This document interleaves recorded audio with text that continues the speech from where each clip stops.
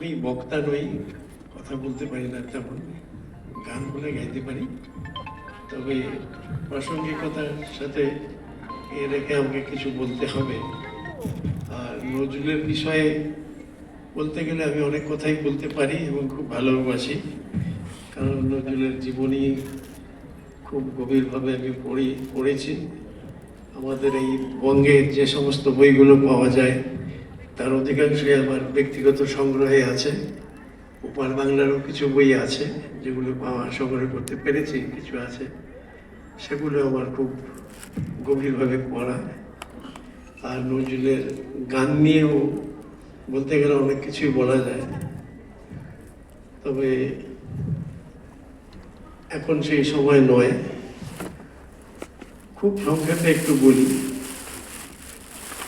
পঞ্চকবির মধ্যে নজরুল সর্বকনিষ্ঠ এবং তার পূর্ববর্তী জনের সাথে তার পার্থক্য বয়সে প্রায় 30 বছর।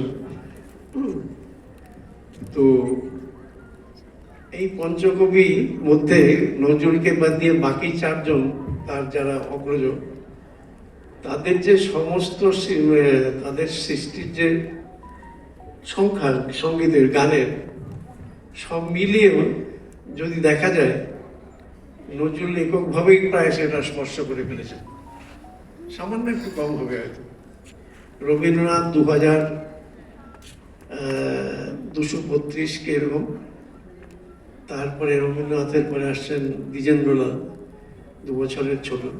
দ্বিজেন্দ্রলালের গানের সংখ্যা 500 কিছু বেশি। তারপরে রজনীকান্ত সেনের 400 কিছু হবে। আর অতুল প্রসাদের গানের সংখ্যা সবচাইতে কম, মাত্র 207টা কি 208টা গান উনি লিখেছেন।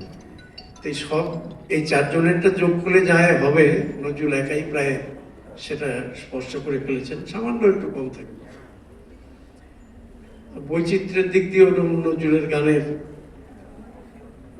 মানে সঙ্গীতের যত রকমের প্রকোষ্ঠ আছে কোনোটাতেই তিনি প্রবেশ করতে বাদ রাখেননি।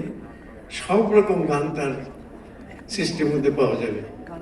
মানে বাংলা গানের যত রকমের ভ্যারাইটি আছে সব তার মধ্যে আছে, শাস্ত্রীয় সঙ্গীত থেকে শুরু করে লোকসঙ্গীতের সমস্ত বিভাগ।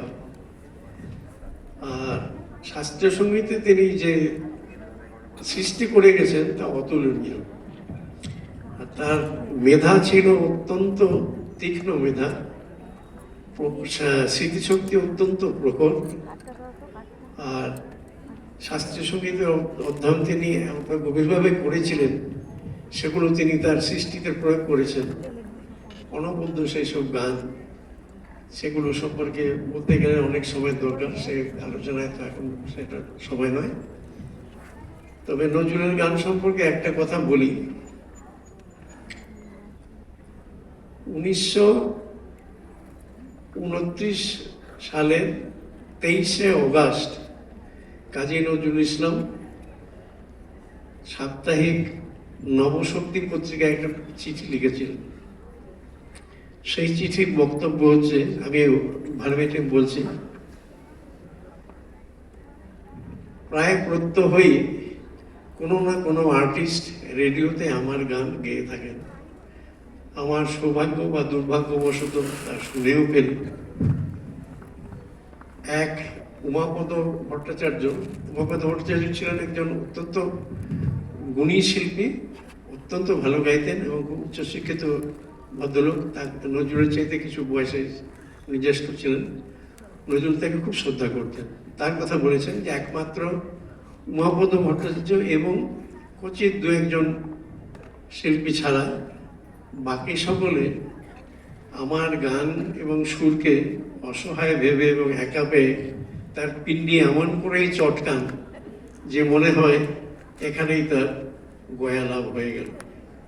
সে এক সুরাসুরের যুদ্ধ। এই যে আক্ষেপ নজরুল করেছিলেন, সেটা মনে হয় এখনো সেটা প্রিভেইলিং। সেই সুরাসুরের যুদ্ধ এখনো দেখা যায়। অনেকেরই ধারণা নজরুলের গান করতে গেলে খুব কালোহাতি করতে হবে। কালোয়াতি করলেই তো আর সেই কালোয়াতিটাও শিখতে হয়, এবং যে রাগের গান গাওয়া হচ্ছে সেই রাগের সম্পর্কে সম্যক জ্ঞান থাকা দরকার, চর্চা থাকা দরকার, তবেই তো সেটা নিয়ে বিশ্লেষণ করা যাবে বা ইম্প্রোভাইজেশন করা যাবে।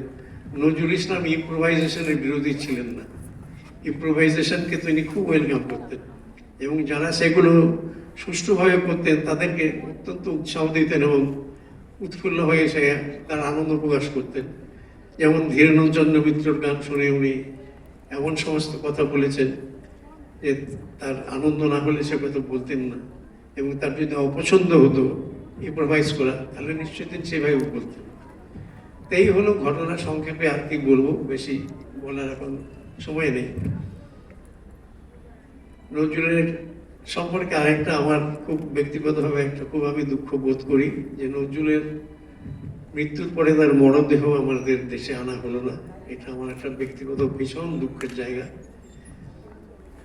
কবি পত্নীর এবং কবির মধ্যে একটা সমঝোতা হয়েছিল যে দুজনে একসাথে পাশাপাশি সমাধিস্থ থাকবেন, এবং সেটা চুরুলিয়ায় তাদের নজরুলের নিজ ভূমিতে।